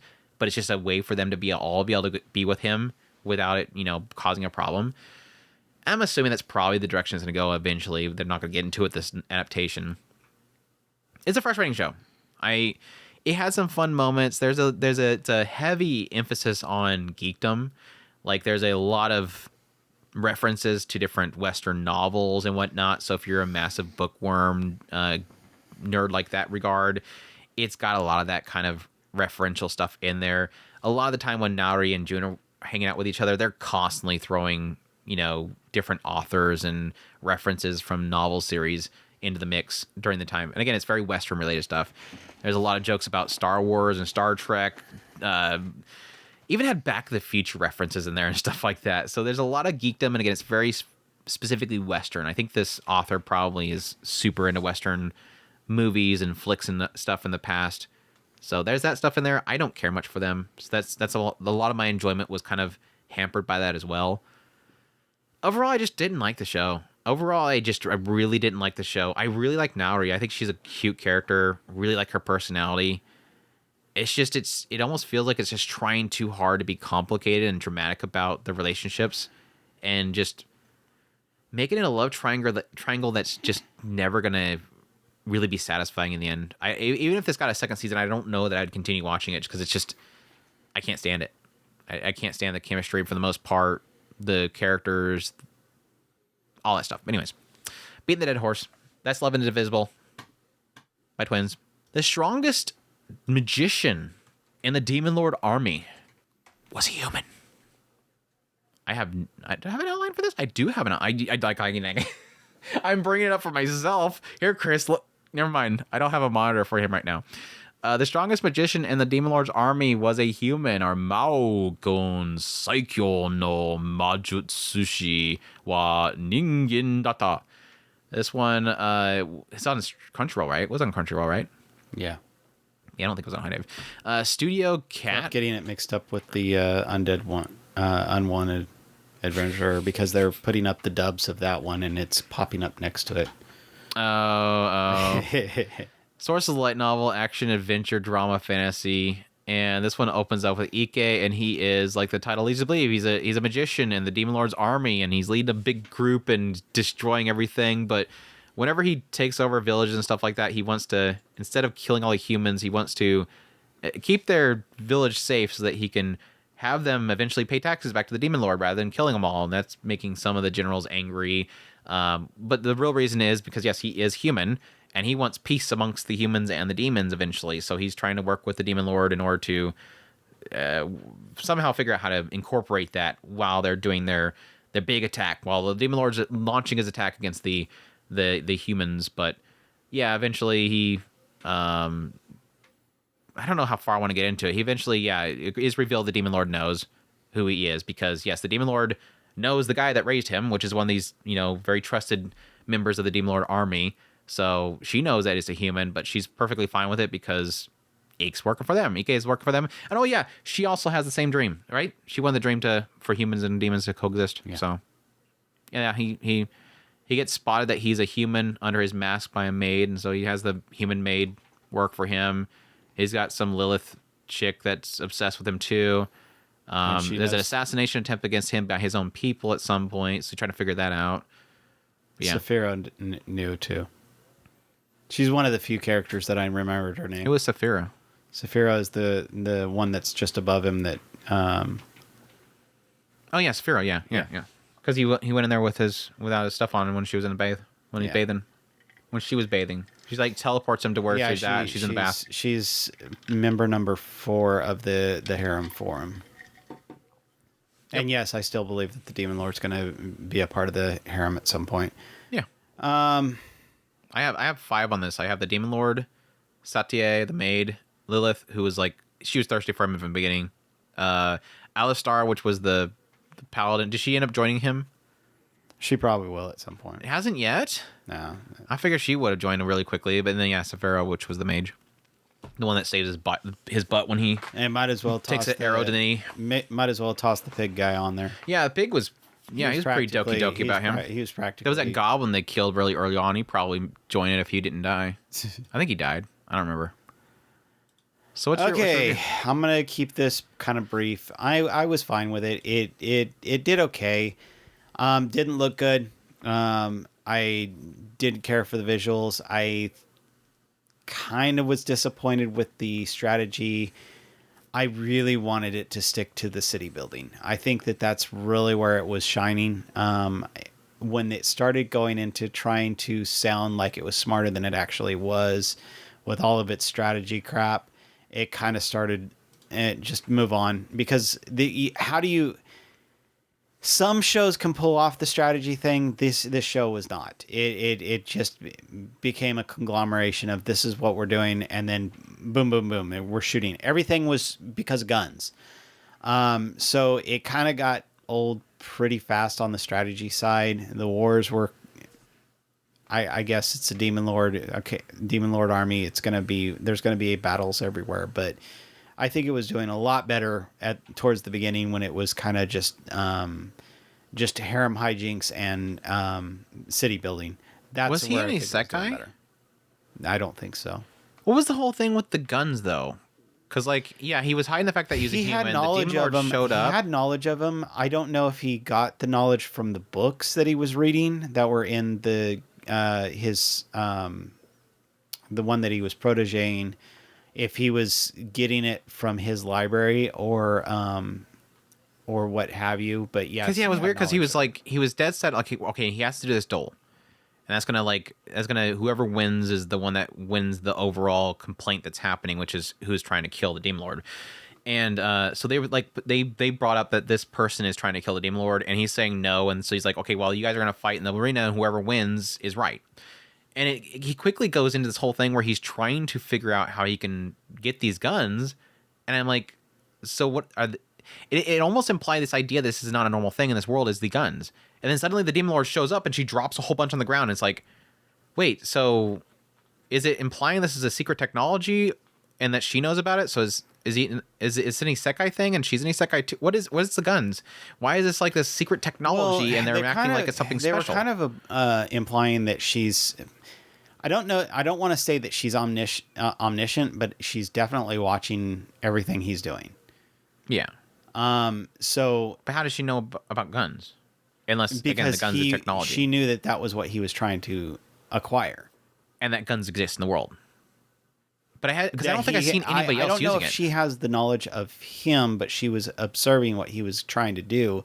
He was trying to build them. He was trying to. So he was actually putting them together and making them. Yes. Oh, okay. And that was what he was doing. He was contacting the alchemists and the dwarves or whatever have you to get everything pulled together. And when he wasn't able to get everything together, she walked up and dropped a whole bunch. Because I don't think they really showed any of the humans were using guns. So it makes me think that, like you were saying, that maybe it's some sort of maybe lost technology of guns. And so he's trying to make it because he's seen that in the books. Yeah, I could see that being a thing. It was just like one of those moments of is this an isekai or no? Okay, I don't think it's an isekai. I don't think he said it. Yeah, because I want to say that I had that kind of question that popped up in my mind for a second, but I do remember him saying something about a book. So yeah, okay. My only care of my only remaining what the hell moment of that series that I didn't finish has been answered. Thank you, Chris. But no, overall I enjoyed the show. I'm generally warm on it. I'm not absolutely taken by it. It is what it is. But yeah, I was fine with it. Yeah.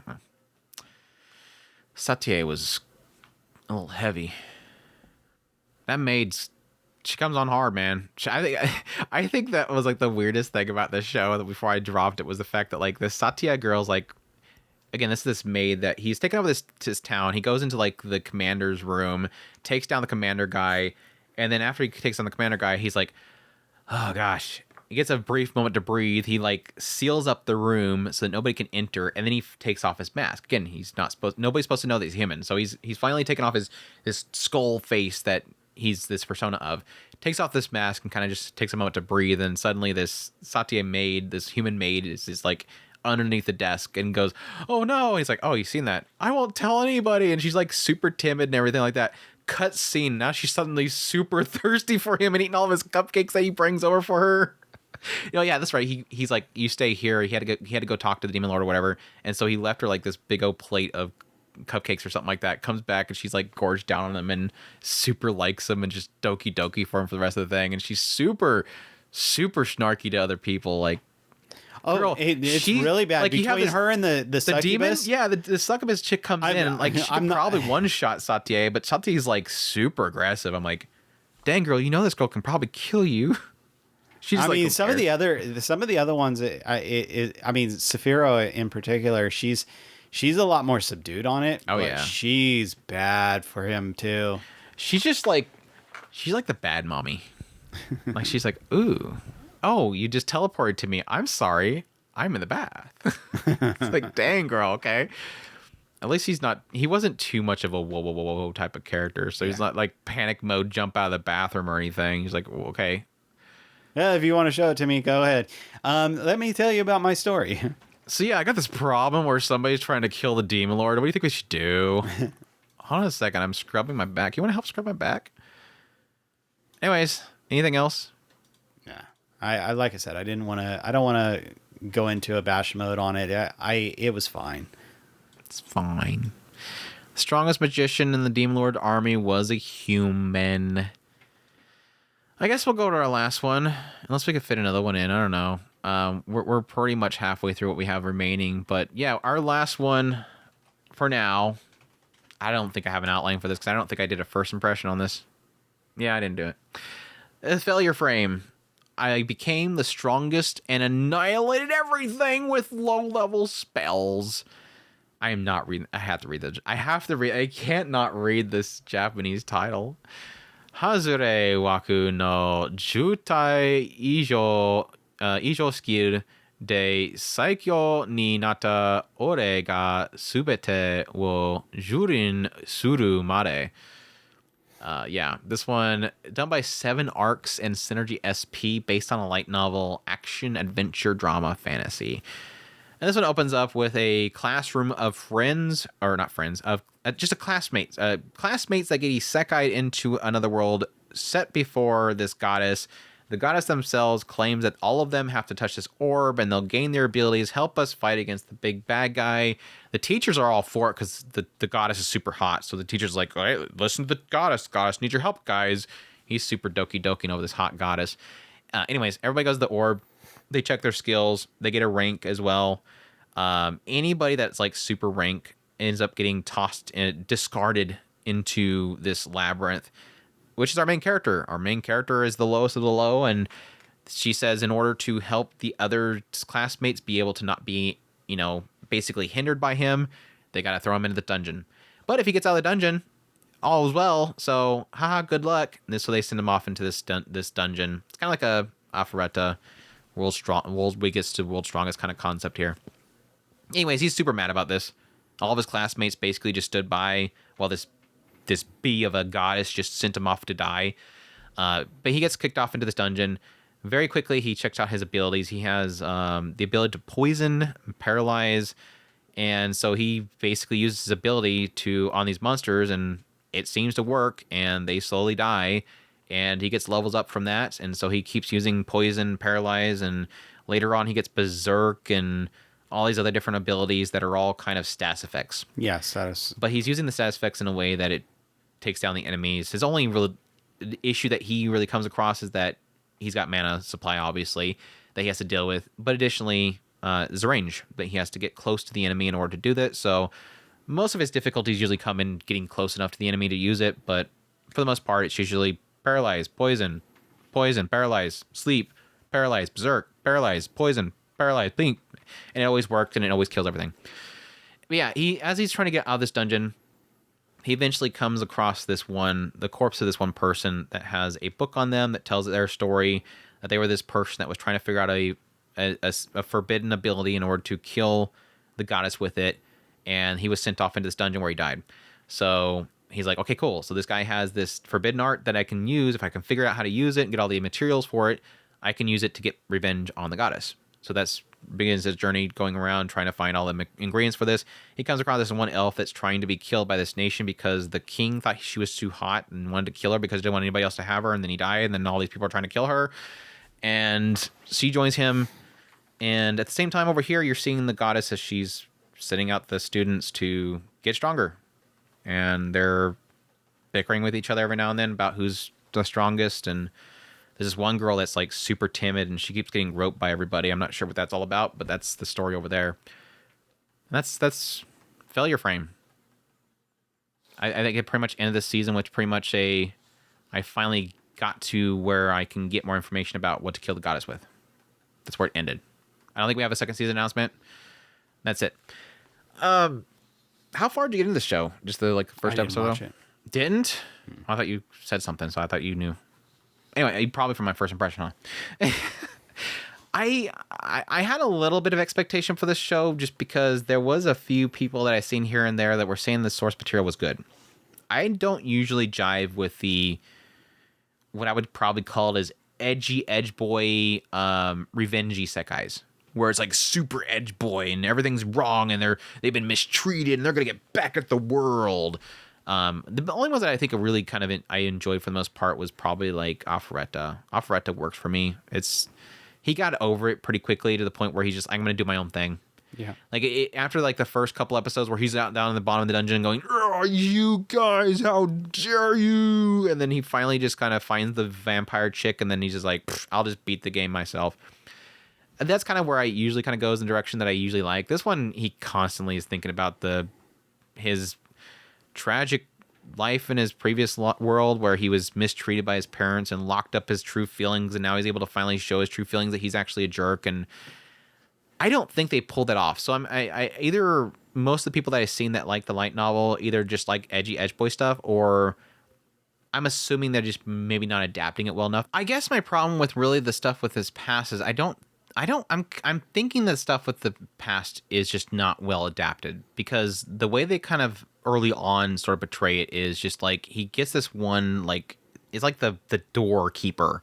He gets the doorkeeper, and it has like this one switch point where suddenly he goes, "I've always been nasty," or something like that. And it started showing a lot of his past and how he was being abused and he locked up his emotions and stuff like that. And it turns into this whole point where he's actually really, really selfish and kind of a nasty person, and he's embracing it or something. Like, I've always been hiding that I'm a nasty person. And I'm like, I guess. Like, there is a moment of like, maybe the light novel pulls this off. Like, maybe there's some context being missed here, because I'm just not feeling it. Like, I'm not feeling this change in that he's actually really mean. And I'm assuming what it's going to probably be is this constant like back and forth between personalities of hiding his anger and embracing his anger. So I don't know. With how much people enjoy the light novel, I'm assuming either it's not doing it properly, or maybe it's just not me. Like, again, because I'm not like a massive edge boy fan kind of thing where it's like super greedy and they hate everybody and they hate the world. But the biggest problems though with this show is obviously he needs a lolly vampire, obviously.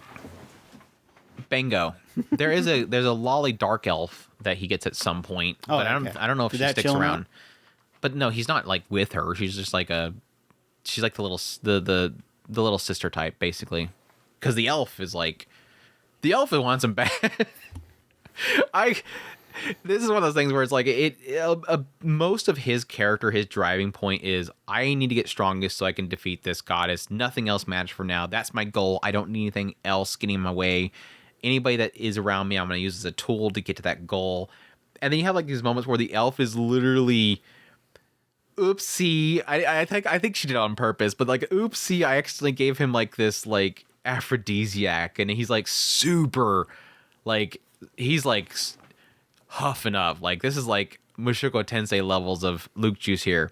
This dude's getting all huffy puffy, and she's literally sitting there like, oh, that was the wrong one. Here, I can help you if you want. And he's like, no. Dude, really? Dude, really? He's literally gonna turn this down? What is this guy? Like, it's one of those moments where you're like, his hatred is too thick. The edge is so edgy, he can't let anybody near himself or he got cut. So he gotta keep her away. It's for her own good. Stay away, lady.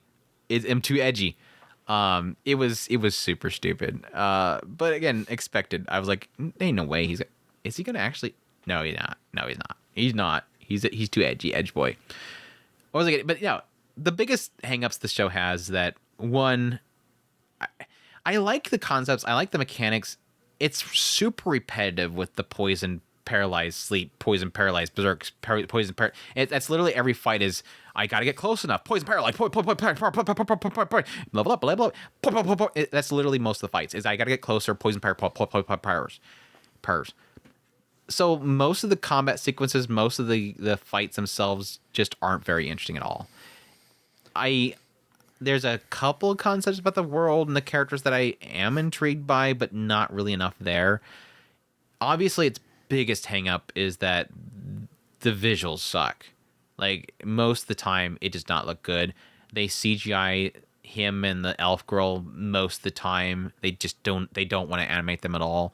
So most of the time when they're in a dungeon or walking around, they're CGI. When they're in the inn or something like that, they'll usually animate them because they probably don't want to make a model for them inside the inn.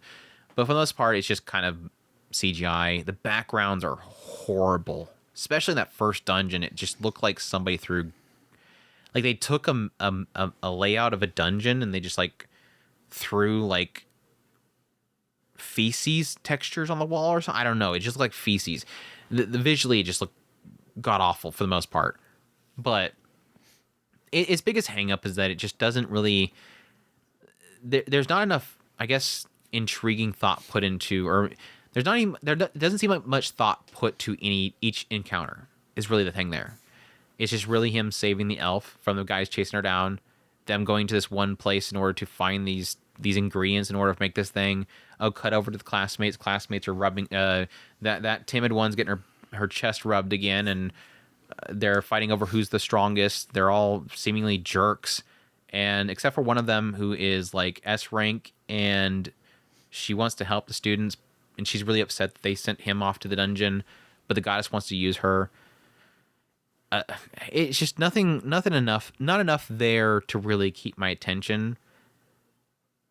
I'm gonna probably chop it up as this might be another case of like a reincarnate or some Spider So What. Like, maybe it's just something's missing with the adaptation. There's maybe something there that's actually interesting, but similar to Spider So What, the adaptation just did a horrible job with it.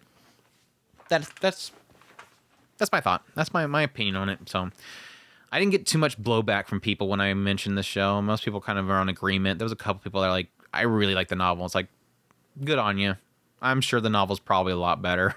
I'm going to assume it's just an adaptation issue. So we'll just top it up as a Soma Spider So What situation. So that's Failure Frame. I became the strongest and annihilated everything with my low-level spells. That show. Let me make sure that's what the Crunchyroll title is. Sometimes I make it probably just was Fatal Frame. I don't know. I sometimes make the outline or the entry in the outline before the English title gets actually solidified. Yeah, it's Failure Frame. I became the strongest and annihilated everything with my level spells. Stupid title. Stupid title. Poison, paralyze, poison, power. Anyways, we'll call it there. That's all for part 2 of our. We did a 4-parter last time for the first impressions, so we're getting down to 3, which again technically because we dropped a couple shows. So, but yeah, that's it for part 2.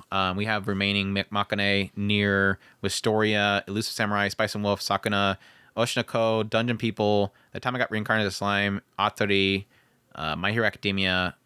We might do Monogatari series depending on if it's finishing. I don't think it's going to finish by the time we do our 3rd parter, and I don't think I'm going to do Terminator Zero. I'll probably just tell people to go watch my video. I made a whole video on Terminator Zero, so you guys probably get my review there. So Chris didn't watch it, so he's got nothing to add.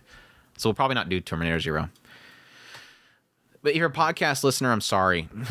I gotta let some things be a YouTube only, and I just don't want to repeat myself. And it's been a while since I watched it, so it didn't seem like you were all that. Never mind. Oh, you spoiling it? I thought it was good. It's okay. There's good parts and bad parts. I think that's where I can conclude it. Is there's good things and bad things. The main bad thing is trying to tell an AI for the 50 millionth time in storytelling that mankind's not that bad, but we're kind of bad. But we're not that bad, but we're kind of bad. Yeah, we do a lot of war things, but we're kind of good. It's that conversation for like... It felt like 40% of the show is that. It's like, I don't need that story again. I don't need that story again. Please don't kill us, AI. Hey, iRobot, we're actually okay peoples. Anyways, that's my review for... There's my review for Terminator Zero. Bingo! Good job, Chris. You somehow baited me into it. The AI I created, which is Chris, baited me into talking about Terminator Zero. Anyways, yeah. So we'll leave it at that. But we hope you guys enjoyed this episode. These are reviews. If you did, make sure to hit the like button if you're on YouTube. Leave us a review if you're on a podcast of choice. Give us some stars. We really appreciate it. Again, if you want to support us elsewhere, we have otakuspirit.com where all of our links are, social media links, ways to get a hold of us. And again, ways to support us like Patreon, tips, links, all that good stuff. If you have a Prime membership on Amazon, you can go to our Twitch channel and give us your Prime. I got Otaku Spirit now.